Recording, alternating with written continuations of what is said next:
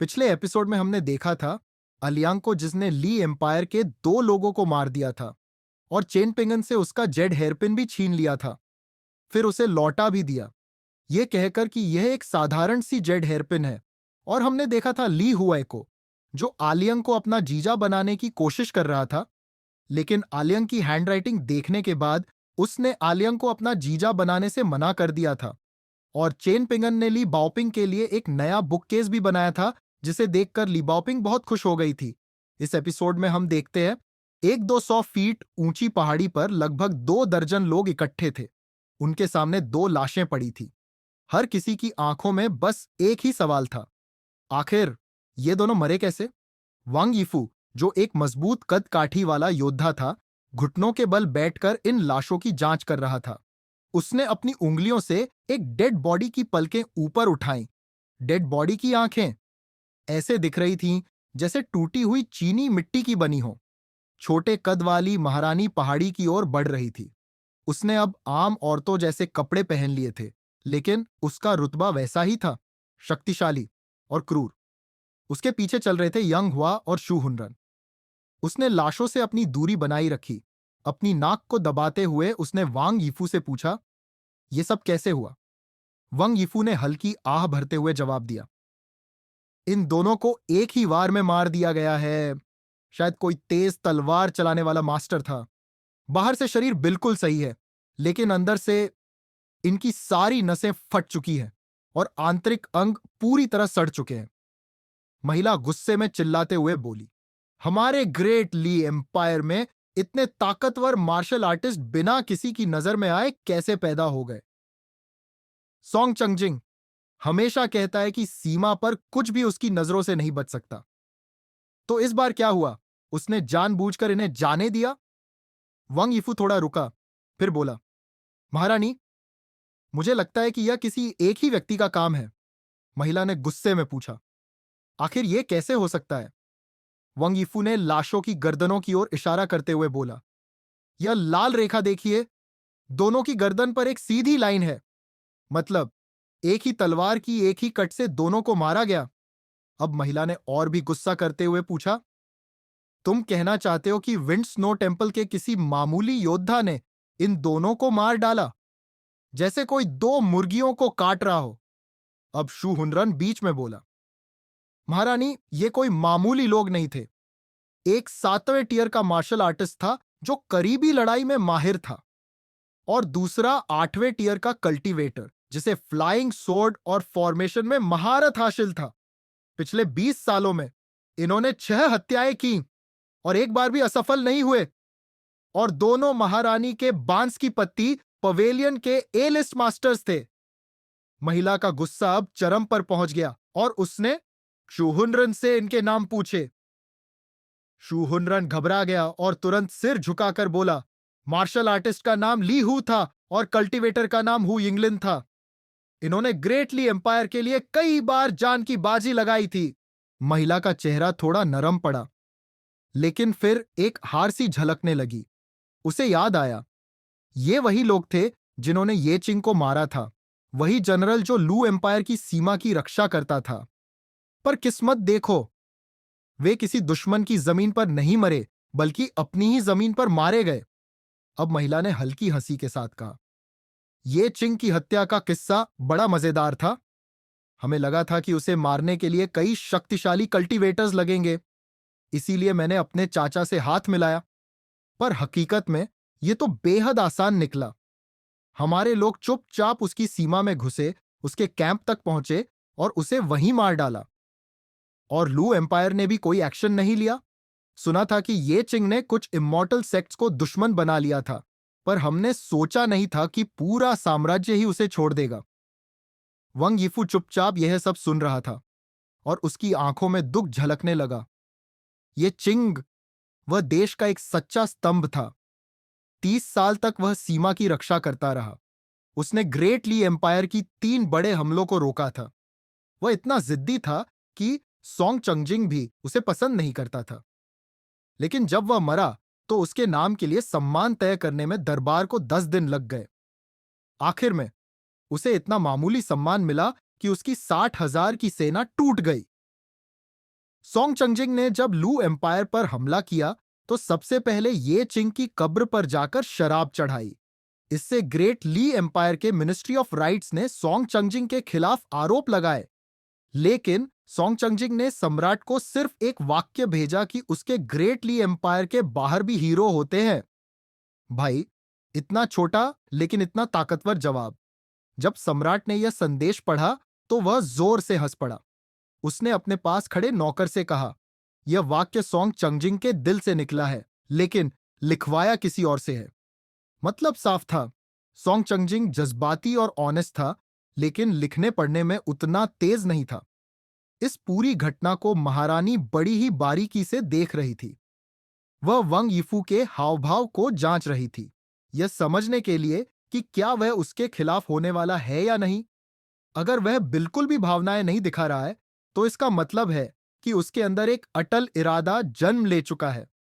और अगर ऐसा हुआ तो उसकी एक ही योजना हो सकती है, लू एम्पायर को दोबारा खड़ा करना।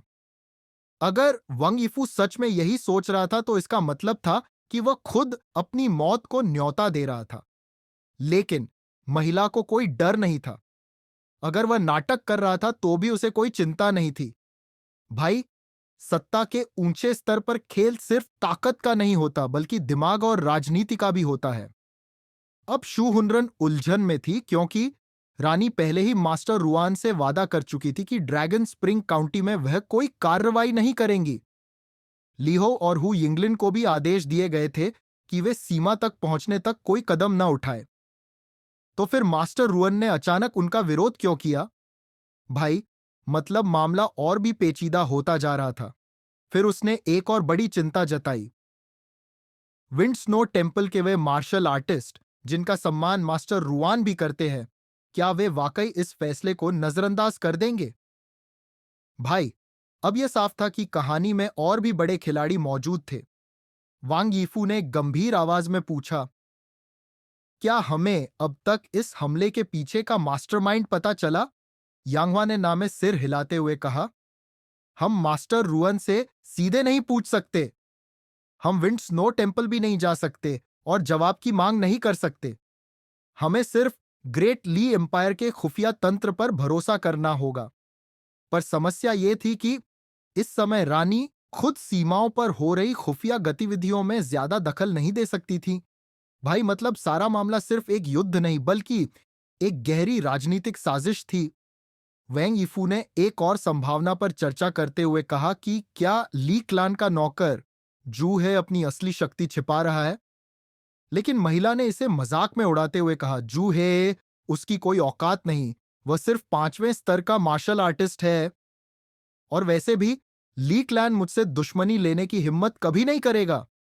भाई, मतलब वह पूरी तरह से कॉन्फिडेंट थी कि जूहे उसके लिए कोई खतरा नहीं है।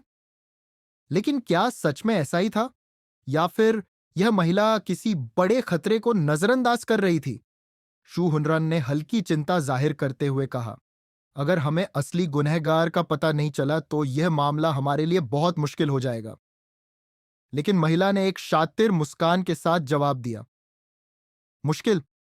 मुझे तो कोई मुश्किल नहीं दिख रही। फिर उसने एक मास्टर स्ट्रोक खोलते हुए कहा, मैं तुरंत राजधानी लौटूंगी और सम्राट से शिकायत करूंगी। भाई, मतलब अब वह सीधे कैपिटल के सबसे ऊंचे स्तर तक यह मामला लेकर जाने वाली थी। अगर सम्राट को लगा कि किसी ने ग्रेट ली एम्पायर के नियम तोड़े हैं तो वह जरूर इस महिला का साथ देगा। भाई, अब असली खेल शुरू होने वाला था। अब हम ली बाओपिंग को देखते हैं, जिसे नया चमचमाता बुककेस मिल चुका था। अब उसकी किताबों को रखने के लिए एक बढ़िया घर था उसके पास। इसी बहाने चेन पिंगन और ली बाओपिंग बाकी सबका ध्यान हटाकर एक शांत जगह चले गए। उन्हें यह सुनिश्चित करना था कि उनकी सारी चीजें सही सलामत थीं या नहीं। चेन पिंगन ने धीरे से अपना बैग खोला और अंदर से एक पुरानी लकड़ी की तलवार निकाली। यह तलवार लोकस्ट वुड से बनी थी और उसने अनुमान लगाया कि यह शायद मिस्टर कुई ने दिया होगा। अगर जेड हेयरपिन मिस्टर की ने दिया था तो यह तलवार भी उन्हीं की देन हो सकती है। दिन में वह इसे बैग में रखता, लेकिन रात में जब कोई आसपास नहीं होता तो इसे निकालकर अपने घुटनों पर रखता। जैसे ही वह इसे पकड़ता उसके अंदर एक अजीब सी शांति और स्थिरता महसूस होती। भाई, ये कोई साधारण तलवार नहीं थी, इसमें कुछ ना कुछ राज जरूर छिपा था। अब चेन पिंगन ने अपने स्नेक गॉल पेबल्स भी बाहर निकाले। इनमें से एक पीले रंग का था, जिसके अंदर अजीब सी वेन्स थी। अगर इसे धूप में रखा जाए तो ये वेन्स सोने जैसे चमकने लगती थी। ली बाओपिंग ने इस पत्थर को प्यार से अपनी हथेली पर रखा और कहा, जूनियर अंकल, यह पत्थर कभी मत बेचना। बाकी के 12 पत्थर अगर बेचने भी पड़े तो ऐसे ग्राहक को देना जो इनकी असली कीमत समझता हो। भाई, अब यह साफ हो गया कि यह पत्थर कोई साधारण पत्थर नहीं थे। चेन पिंगन मुस्कुराया और जवाब दिया, बिल्कुल। बैग में एक और अजीब चीज थी, एक काले रंग का पत्थर, लगभग 1 फुट लंबा। यह देखने में ड्रैगन स्लेइंग प्लेटफॉर्म जैसा लग रहा था, लेकिन चेन पिंगन को पक्का यकीन नहीं था। उसने सोचा, क्या यह सच में ड्रैगन स्लेइंग प्लेटफॉर्म है? उसे निंग याओ की बात याद आई। उसे इससे अच्छा चाकू तेज करने वाला पत्थर बनाने के लिए एक सोर्ड इमॉर्टल की जरूरत पड़ेगी। साथ ही किसी अनमोल हथियार की बलि चढ़ानी होगी। भाई, यह पत्थर साधारण नहीं था, और यह किसने दिया था यह भी रहस्य था। क्या यह मिस्टर की ने दिया था, या फिर वह सफेद कपड़ों वाली रहस्यमयी महिला, या फिर रुआनश्यू ने दिया था? भाई, ये सोच सोचकर चेन पिंगान का दिमाग चकरा गया। लीबॉपिंग के बैग में कुछ चांदी और एक सोने की डली भी थी, पर असली चौंकाने वाली चीज थी एक गुड फॉर्च्यून कॉइन। चेन पिंगन को यह देखकर पसीना आ गया। अगर उसने इसे साधारण तांबे का सिक्का समझकर खर्च कर दिया होता तो क्या होता? भाई, इतनी बड़ी गलती से बचना उसके लिए किसी चमत्कार से कम नहीं था। चेन पिंगान ने एकदम सिस्टमैटिक तरीके से सारी चीजें व्यवस्थित कर दी, हर सामान को सही जगह रखना, किसी कुशल हाउसवाइफ की तरह। लीबॉपिंग यह देखकर मुस्कुरा उठी और सोचने लगी, भविष्य में चेन पिंगन से शादी करने वाली लड़की कितनी खास होगी। लेकिन ऐसी लड़की ढूंढना तो लगभग नामुमकिन है। अब भाई, इसी बीच ली हुआ छुपते छुपाते उनके पास आ पहुंचा।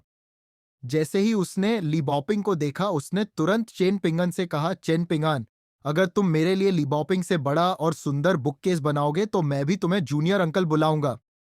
भाई, ये सुनकर चेन पिंगान ने उसकी तरफ देखा और कुछ भी नहीं बोला। ली वाई को लगा कि यह ऑफर ज्यादा बड़ा था, तो उसने थोड़ा कॉम्प्रोमाइज करते हुए कहा, ठीक है, ली बॉपिंग के बराबर का बना दो। चेन पिंगान ने देखा कि ली हुआई के जूते इतने पुराने हो चुके थे कि उनमें से उसकी उंगलियां झांक रही थीं। इसीलिए उसने ऑफर दिया कि वह उसके लिए कुछ पुआल के सैंडल बना सकता है। ली हुआई ने यह सुनकर गुस्से में बोला, मुझे तुम्हारे फालतू सैंडल नहीं चाहिए। मुझे एक शानदार बुककेस चाहिए जिसमें महान विद्वानों की किताबें रखी जा सके। मैं भी मिस्टर सी का शिष्य हूं। अब चेन पिंगान को यह नाटक बर्दाश्त नहीं हुआ। उसने सीधे कहा, चल निकल यहां से। लीवाई चौंक गया। वह चुपचाप चेन पिंगन को देखने लगा, लेकिन कोई जवाब नहीं आया। उसने देखा कि चेन पिंगान की आंखों में कुछ ऐसा था जिससे वह थोड़ा डर गया। भाई, चेन पिंगन धीरे धीरे वैसा ही बन रहा है जैसे हमने ट्रेलर में देखा था। ली हुआई कुछ देर के लिए एकदम चुप हो गया और फिर चुपचाप चला गया। लेकिन कुछ दूर जाकर अचानक उसने मुड़कर कहा, वैसे उन सैंडल्स को मत भूलना, 2 जोड़े चाहिए ताकि एक को बदल बदल कर पहन सकूं। चेन पिंगन ने सिर हिलाया, जैसे कि कह रहा हो, ठीक है। ली बाओपिंग पूरी तरह से खुश होकर बोली, जूनियर अंकल, यह कमाल था। ली हुआई किसी की नहीं सुनता, मुझे भी उसे सिर्फ मार मार कर काबू करना पड़ता है। यहां तक कि मिस्टर कू की बातें भी कभी ध्यान से नहीं सुनता था। चेन पिंगन ने बस उसके सिर पर हल्की थपकी दी और बैग उठाते हुए कहा, चलो अब निकलते हैं। कुछ ही दिनों में हम ग्रेटली एम्पायर की आधिकारिक सड़क पर पहुंच जाएंगे। ली बाओपिंग ने भी अपना नया बुक केस उठाया और दोनों आगे बढ़ गए। भाई, जैसे ही सफर आगे बढ़ा, अलियांग को एक बहुत बड़ी तकलीफ होने लगी, जो थी ली बाओपिंग के कपड़े। वह बार बार अपनी हंसी रोकने की कोशिश कर रहा था। वह चेन पिंगन और ली बॉपिंग को बताना चाहता था कि यह कॉम्बिनेशन बहुत अजीब लग रहा है। लाल जैकेट प्लस हरे रंग का बुक केस बराबर मजाक उड़ाने लायक कॉम्बिनेशन। लेकिन अगर कोई भी इस पर हंस नहीं रहा था तो सिर्फ इसलिए क्योंकि ली बॉपिंग इतनी प्यारी थी कि वह कुछ भी पहने उस पर सब अच्छा ही लगता। भाई आलियांग का ये हाल था कि वह अंदर ही अंदर फटने वाला था, लेकिन कुछ कह नहीं सकता था। तभी ली बॉपिंग ने अचानक से एक अजीब बात कह दिया। वह कहती है कि ली हुआई बिल्कुल उस लड़के जैसा दिखता है जो चेन पिंगन के साथ क्लेवेस एली में रहता था। चेन पिंगन अचानक थोड़ा चौंक गया। उसने तो कभी इन दोनों की तुलना की ही नहीं थी। फिर उसने गहराई से सोचा और सिर हिलाकर जवाब दिया कि वे दोनों एक जैसे नहीं हैं। अगर तुम कभी गूकेन से मिली तो तुम्हें खुद समझ आ जाएगा। ली बॉपिंग के लिए यह बस एक गुजरता हुआ ख्याल था। उसने सिर हिलाया और फिर इस बारे में सोचना ही बंद कर दिया। अब उसका दिमाग ग्रेट ली एम्पायर की मुख्य सड़कों की कल्पना करने में लग गया था।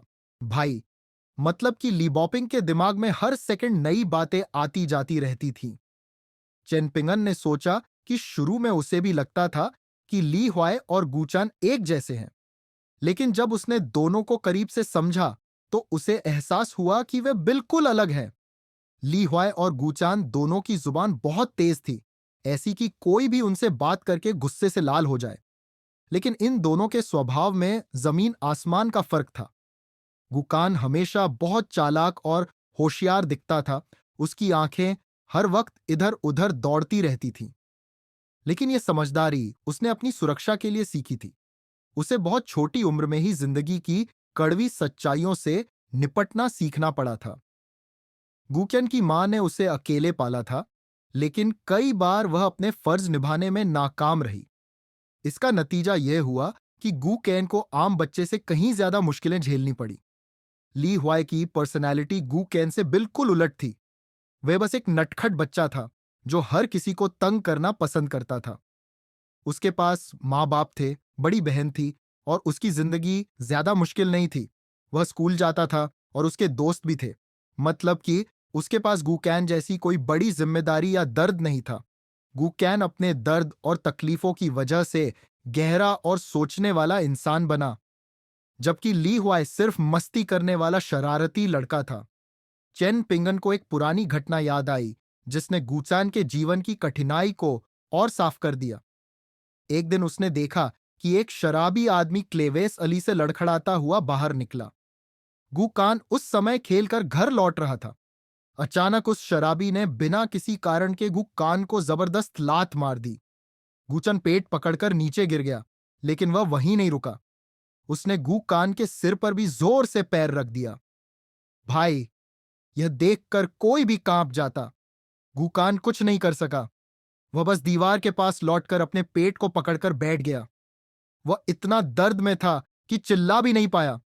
अब भाई चेन पिंगान यह सब देख ही नहीं पाया। वह बिना सोचे समझे दौड़ पड़ा और सीधे उस शराबी के मुंह पर एक घूंसा जड़ दिया। शराबी लड़खड़ाकर पीछे गिर गया।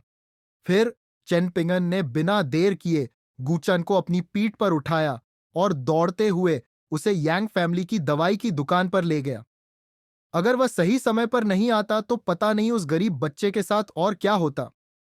गूकान ने जिंदगी में इतनी मार खाई थी कि वह अंदर से बहुत ज्यादा कड़वा और बदले की भावना से भरा हुआ था। उसे हर उस इंसान का नाम याद था जिसने कभी उसे या उसकी मां को चोट पहुंचाई थी। वह कभी यह नहीं भूलता कि कौन उस पर चिल्लाया था, किसने उसकी मां का अपमान किया था, और वह हमेशा अपनी लिस्ट में उनके नाम लिखता जाता था।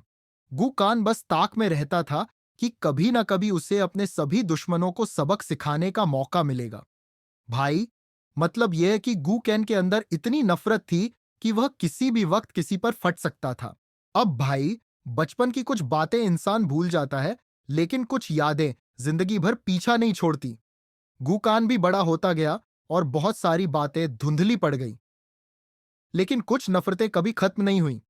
जिस आदमी ने उसे एक बार लात मारी थी और उसके सिर पर पैर रखा था, उसे वह कभी नहीं भूला। उसे उस आदमी का नाम याद था। उसे याद था कि वह किस गली में रहता था। यहां तक कि उसके परिवार के बारे में भी उसे सब कुछ पता था। गूकन जब भी अकेले में चेन पिंगन के साथ होता तो हमेशा बदला लेने की बातें करता। गूकन की नफरत इतनी गहरी थी कि वह अक्सर चेन पिंगन से कहता, मैं उस आदमी की पुश्तैनी कब्र खोद दूंगा। और यहां से बात और खतरनाक हो जाती है। गूकान कहता था कि जब उस आदमी की बेटी बड़ी होगी तो वह उसे अपने कब्जे में ले लेगा और उसे उसी तरह तकलीफ देगा जैसे उस आदमी ने उसे दी थी। भाई, लेकिन यहां एक कड़वी सच्चाई थी। गूकैन को सोने का असली मतलब तक नहीं पता था। उसे बस इतना पता था कि ये बातें कस्बे के बड़े लोग अक्सर उसकी मां को नीचा दिखाने के लिए कहते थे। मतलब, उसकी सोच में इतनी नफरत आ चुकी थी कि वह सही और गलत का फर्क भी नहीं कर पा रहा था। चेन पिंगन के दिमाग में वो दिन साफ था। गूकैन तब सिर्फ 5 साल का था, लेकिन उसकी मासूम सी आंखों में इतनी गहरी नफरत और हिंसा थी कि कोई भी डर जाए। चेन पिंगन को अचानक चिंता होने लगी कि क्या गूचैन सच में इमॉर्टल्स की तरह निर्दय इंसान बन जाएगा जिनके दिल में किसी के लिए कोई रहम नहीं होता। चेन पिंगन की आंखों में अचानक एक बेचैनी दिखी। ली बाओपिंग ने तुरंत देख लिया कि उसका ध्यान कहीं और है। उसने चिंतित होकर पूछा, क्या हुआ जूनियर अंकल? अगर पहले होता तो चेन पिंगन कुछ भी बहाना बनाकर टाल देता, लेकिन इस बार नहीं। इस बार उसने दिल की बात कहते हुए कहा, मुझे डर है कि जब मैं गू कैन को दोबारा देखूंगा तो मैं उसे पहचान ही नहीं पाऊंगा। ली बॉपिंग को यह बात अजीब लगी। उसने एकदम सीधे सपाट अंदाज में कहा, बच्चे बहुत जल्दी बड़े हो जाते हैं।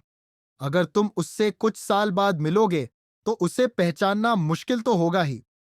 भाई, उसके लिए यह एकदम साधारण सी बात थी। चेन पिंगन हल्का सा मुस्कुराते हुए बोला, मुझे भरोसा है कि गूचन हमेशा वही रहेगा, क्लेवेस एली का वही सड़ियल नाक बहाने वाला बच्चा। और फिर उसने खुद से कहा, अगर गू चैन अच्छा जीवन जी रहा होगा तो बस वही काफी होगा। चाहे वह मुझे पहचाने या नहीं, इससे कोई फर्क नहीं पड़ता। भाई, यही चेन पिंगान की सबसे बड़ी खासियत है। वह खुद को लेकर नहीं बल्कि दूसरों की भलाई के लिए सोचता है। अब भाई, हम देखते हैं चेन पिंगान इस बार सच में एक खतरनाक जगह पर था। आयरन टैलिस्मन रिवर के किनारे एक ऊंची चट्टान थी जहां पानी की धारा बहुत तेज थी। पानी की बूंदें हर तरफ उड़ रही थी और नदी का शोर पूरे माहौल में गूंज रहा था। चेनपिंगन इस चट्टान के किनारे पर खड़ा होकर अपने वॉकिंग मेडिटेशन का अभ्यास कर रहा था। वहीं दूसरी तरफ आलियंग बेफिक्र होकर चट्टान के किनारे खड़ा था, मानो यह कोई मामूली बात हो। ठंडी हवा और पानी की फुहारें चारों ओर थीं, लेकिन अब वसंत का मौसम आ गया था, इसलिए सर्दी उतनी नहीं थी। आलियंग अचानक ऊंची आवाज में बोला, तुम्हारी फिस्ट टेक्निक्स बहुत ज्यादा बेसिक हैं। तुम्हारा वॉकिंग मेडिटेशन भी एकदम साधारण है। इसे किसी भी आम मार्शल सेक्ट में सीखा जा सकता है। भाई, मतलब एलेन को देखकर ऐसा लग रहा था जैसे किसी मास्टर ने किसी बिगिनर की मार्शल आर्ट्स पर तगड़ी आलोचना कर दी हो। फिर उसने थोड़ा नरम लहजे में कहा, हालांकि तुम्हारी स्टैंडिंग मेडिटेशन कुछ हद तक सही है। यह किसी चमत्कारी तकनीक की तरह नहीं है, लेकिन जरूरत के समय जान बचाने के लिए काफी है। मतलब, मार्शल आर्ट्स के हिसाब से चेन पिंगन की ट्रेनिंग बस इतनी थी कि वह खुद को किसी हद तक बचा सके, लेकिन इससे कोई बड़ा मास्टर नहीं बना जा सकता था। चेन पिंगन ने बस हल्की मुस्कान दी और कोई जवाब नहीं दिया। उसे ओल्ड मैन यांग ने सिखाया था कि फिस्ट टेक्निक्स की ट्रेनिंग के दौरान बिना वजह बातचीत करना व्यर्थ होता है। आलियंग ने खुद ही अपनी बात जारी रखते हुए बोला, लेकिन ध्यान देने वाली बात यह है कि सबसे बेसिक चीजें भी सही इंसान के हाथों में दिलचस्प हो सकती है। तुम्हारी ट्रेनिंग में कोई बड़ी गलती नहीं है। मार्शल आर्ट सीखना हमेशा एक धीमी प्रक्रिया होती है, जैसे पानी की बूंदों से पत्थर में छेद बनता है। समय लगेगा, लेकिन यही मार्शल आर्ट्स की असली खूबसूरती है। भाई, अब यह सुनकर लग रहा था कि आलियंग मार्शल आर्ट्स के गहरे रहस्यों को समझता था। चेन पिंगन ने अपनी ट्रेनिंग पूरी की और माथे से पसीना पोंछते हुए अचानक आलियंग से एक सवाल पूछा कि तुम डिवाइन प्लेटफॉर्म के वेजिन तो नहीं हो? भाई, अब यह सवाल एकदम सरप्राइजिंग था। आलियंग ने हंसते हुए जवाब दिया, बिल्कुल नहीं। वह कविता सुनाने में मास्टर है, लेकिन शराब पीकर रोने लगता है। जब वह ज्यादा पी लेता है तो नाक से पानी बहाते हुए बच्चों की तरह रोता है। वह तो लिहुआई से भी बड़ा बेवकूफ लगता है। भाई, मतलब आलियंग ने वेजिन की पूरी बेइज्जती कर दी। चेन पिंगन थोड़ा हैरान था कि आलियंग ने इतनी ईमानदारी से यह बात स्वीकार कर ली। अब उसके दिमाग में और सवाल आने लगे। चेन पिंगन ने पूछा, तो फिर यह डोंकी और यह लॉकी किसके हैं? अब अलियंग ने आंखें घुमाई और जवाब दिया, ये दोनों वेजिन के ही हैं। लेकिन मैं उसकी तरह उबाऊ इंसान नहीं हूं। मुझे शराब पीना पसंद है, लेकिन मैं डोंकी की सवारी करते हुए दुनिया घूमने में विश्वास नहीं रखता। भाई, ये इतना धीमा चलता है कि मैं बोरियत से मर जाऊं। भाई, मतलब आलियंग ने वेजिन को पूरी तरह खारिज कर दिया। चेन पिंगन ने एकदम सीधा सवाल दागते हुए पूछा, वह मरा तो नहीं है ना? आलियंग के चेहरे पर तुरंत एक शरारती मुस्कान आ गई। मैं उसे क्यों मारूंगा? क्या उसके खजाने लूटने के लिए? चेन पिंगन ने उसकी तरफ ध्यान से देखा, फिर सिर हिलाकर बोला, नहीं, मुझे यकीन है कि तुमने उसे नहीं मारा। भाई, यहां साफ दिख रहा था कि चेन पिंगान को ए लियांग के इरादों पर पूरा भरोसा था। अब भाई, अलियंग ने अपनी सोड नर्चरिंग वाली सुराही से शराब की एक चुस्की ली और अपने अंदाज में समझाना शुरू किया। यह सुराही मुझे तोहफे में मिली थी। मैंने एक शक्तिशाली तलवार तकनीक सिखाई थी, जिससे वह तलवारबाज एक कठिन बाधा पार कर सका और फिर सीधे साधना में चला गया। और बदले में उसने यह सुराही मुझे दे दी। अब तुम्हें लग रहा होगा कि यह सौदा मेरे लिए फायदेमंद रहा, लेकिन असल में वह आदमी मुझसे कहीं ज्यादा फायदे में रहा। मैं तो बस उसके डोंकी की देखभाल कर रहा हूं। भाई, अलियंग की बातें सीधी और मजेदार थीं, लेकिन उनके पीछे गहरी बातें छिपी थीं। मिलिटेरियन स्वॉर्डसमैन के लिए 10वें टियर से आगे बढ़ना बहुत कठिन होता है, लेकिन आलियंग ये सब चेन पिंगन को समझाने के मूड में नहीं था। हर किसी को अपना सफर खुद तय करना पड़ता है, चेन पिंगन को भी। अब भाई, चेन पिंगन के दिमाग में एक बड़ा सवाल आया। अगर तुम इतने ताकतवर हो तो मास्टर रुआन ने तुम्हें पहचाना क्यों नहीं? अलियांग ने बैठते हुए अपने हाथ में पकड़ी छोटी चांदी की सुराही हिलाई और कहा, क्योंकि इस सुराही में तलवार का ची अभी भी पूरी तरह से मौजूद है। इसका मतलब यह है कि इसका असली मालिक अभी भी जिंदा है और उसकी आत्मा तथा चेतना पूरी तरह सुरक्षित है। पूर्वी संग्रहित वायल कंटिनेंट बहुत छोटा इलाका है और रुआन क्यों को पूरा यकीन था कि इस पूरे महाद्वीप पर ऐसा कोई नहीं जो वेजिन जैसे तलवारबाज को एक झटके में मार सके। चेन पिंगन दंग रह गया। पूर्वी संग्रहित वायल कंटिनेंट छोटा है? मैंने तो सुना है कि यहां अनगिनत एम्पायर्स हैं और हम अब तक ग्रेट ली एम्पायर की सीमा तक भी नहीं पहुंचे। भाई, चेन पिंगान को अब तक दुनिया बहुत बड़ी लगती थी। अलियंग ने सुराही घुमाई और उसे चेनपिंगन की ओर उछाल दिया और कहा, क्योंकि तुम सीमा तक पैदल जा रहे हो। जरा इस शराब का स्वाद लो। अगर मरने से पहले आदमी शराब पीना नहीं सीखता तो उसकी जिंदगी बेकार गई। भाई, आलियंग की बातें हमेशा सीधी नहीं होती थी, लेकिन उनके पीछे गहरा अर्थ छिपा था।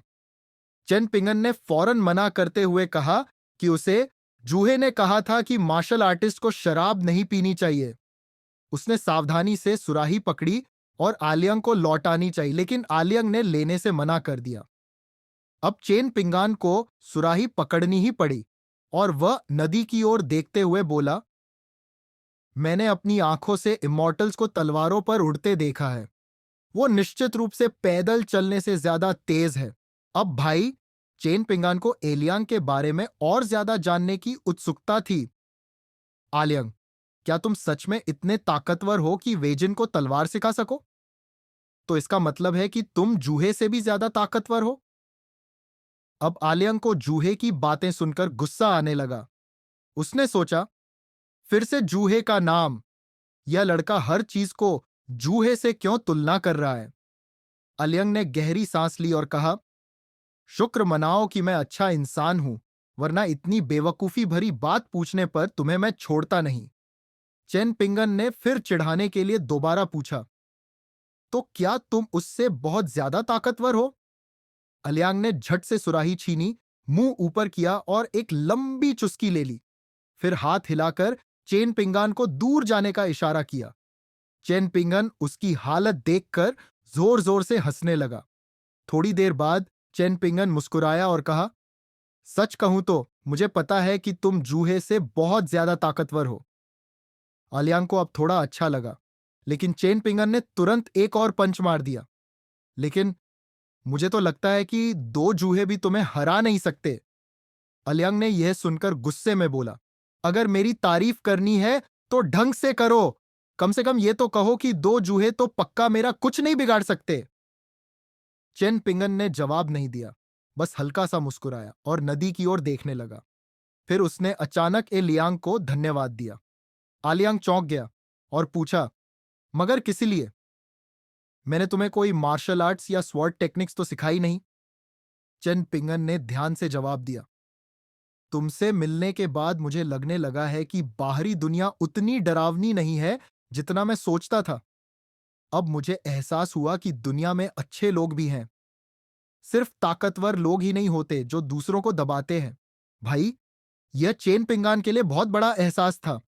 अब भाई, सन्नाटे को तोड़ते हुए अलियंग ने एक दिलचस्प सवाल पूछ लिया कि अगर उसने कोई ऐसा महान काम किया जिसकी वजह से उसे एक प्रसिद्ध जगह पर कुछ लिखने का मौका मिले, तो वह कौन सा शब्द लिखेगा? चेन पिंगन कुछ देर सोच में पड़ा रहा, फिर उसने सीधा साधा जवाब देते हुए कहा, शायद मेरा उपनाम चेन। मेरे माता पिता दोनों का उपनाम चेन था, तो अगर मैं यह लिख सकूं तो यह मेरे लिए बड़ी बात होगी। भाई, अलियंग ने यह जवाब सुनकर गहरी निराशा में कहा, यह कितना बोरिंग है। आलियंग ने तुरंत अपनी तारीफों का पुल बांधते हुए कहा, तुम्हारे अंदर जरा भी चमक नहीं है। अब मेरी तरह देखो, ऐसे महान पुरुष बहुत कम होते हैं, जैसे फीनिक्स के पंख या किलिन के सींग। मैं अकेला एक बाघ की तरह पहाड़ों में घूमता हूं, जबकि बाकी सब भेड़ों की तरह है। भाई, आलियांग को खुद की तारीफ करते करते इतना जोश आ गया कि उसने झट से एक बड़ा घूंट शराब पी लिया। अब भाई, अचानक ही चेन पिंगान के चेहरे पर एक अनोखी मुस्कान आ गई। वह इतना खुश दिख रहा था कि आलियांग को शक हो गया। उसने पूछा, ये गधे जैसी हंसी क्यों है तेरे चेहरे पे? चेन पिंगन थोड़ा एम्बैरेस हो गया, फिर उसने धीरे से जवाब दिया, अगर मैं एक से ज्यादा अक्षर लिख सकता तो मैं उस लड़की का नाम लिखता जो मुझे पसंद है। भाई, अब तो आलियांग पूरी तरह एक्टिव होते हुए पूछा, तो तुझे कोई पसंद है? बता कौन है, ताकि मैं उस पर हंस सकूं। चेन पिंगन और भी एम्बेरसमेंट में बोला, अभी तो कोई नहीं है। अलियांग ने तुरंत उसकी खिंचाई शुरू करते हुए कहा, मुझे पता था कि तू अंदर से बहुत शातिर है। अब भाई, चेन पिंगान को भी मौका मिल गया। उसने हल्की आवाज में पूछा, ए लियांग, तुम भी अब तक सिंगल ही हो, है ना? अलियांग का दिमाग ठनक गया। उसने गुस्से में कहा, अपनी बकवास बंद कर। लेकिन चेन पिंगन ने और भी मजा लेते हुए बोला, मैं पहले से जानता था कि तू अब तक सिंगल ही है। आलियांग खुद की तारीफ शुरू करते हुए बोला, अबे, मेरे लिए तो अनगिनत सुंदर हीरोइनें और अप्सराएं मरती हैं। तुझे पता भी है कि मैं औरतों में कितना पॉपुलर हूं? चेन पिंगन ने बिना किसी भाव के जवाब दिया, मुझे बिल्कुल नहीं पता। भाई, आलियांग का पूरा जोश ठंडा पड़ गया। वह चुपचाप अपना शराब का घूंट भरने लगा। अब भाई, चेन पिंगन ने एक दिलचस्प सवाल पूछ लिया, वैसे आलियांग, तूने कौन सा अक्षर लिखा था? अब आलियांग फिर से एक्टिव हो गया। उसके चेहरे पर एक स्मग मुस्कान आ गई। उसने कहा कि उसने जो लिखा था उसे पूरी दुनिया को जानना चाहिए। उसने जो अक्षर लिखा था वह अनमैच्ड था, अपनी बनावट में परफेक्ट, अपने अर्थ में गहरा और ब्रिलियंस की पराकाष्ठा। यह किसी भी उबाऊ उपनाम से कई गुना बेहतर है। भाई, मतलब आलियांग ने कुछ ऐसा लिखा था जिसे वह अब तक अपनी महानता का प्रमाण मानता था। भाई, इस एपिसोड को यहीं पर खत्म करते हैं।